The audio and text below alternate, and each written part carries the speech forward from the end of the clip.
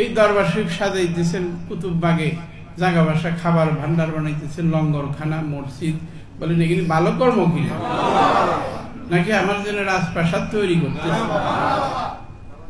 আর কেউ দেখাইতে পারবেন যে কুতুববাগের বাবার কোন আর বাড়িঘর, এই যে ঢাকা, এইখানে এই দরবারটুক ছাড়া আর ঢাকার মধ্যে আর কোন একটা বাড়িঘর আমাদের আছে? আমি জীবন তো উৎসর্গ করছি আপনাদের জন্য, আপনাদের খেদমতে।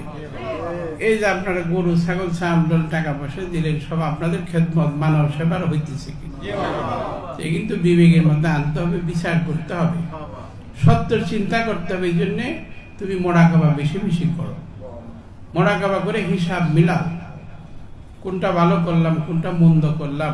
রাত্রে চিন্তা করে গভীরে মানুষকে কি ঠকাইবা না ঠকাই চিন্তা না কইরা, বড় চর্চা না করে তুমি তোমাকে মোরাকাবা করো, আল্লাহ কতটুকু ভুল করলাম কতটুকু ভালো করলাম। এই তো গুরুর শিক্ষা।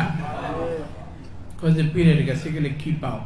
কত লোক মদদি মদ ছাড়লো, জেনা খোর জেনা ছাড়লো, বেনামাজি নামাজ ধরলো, অজু গোসল বস্ত্র অজু গোসল করে, জিকির করে, বাপ মার সেবা করে, মানব সেবা করে, বোকা মানুষকে খানা খাওয়ায়।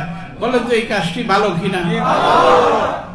এই সে বড় কেরামতি, এই সে বড় পাওয়ার আর কি মানুষের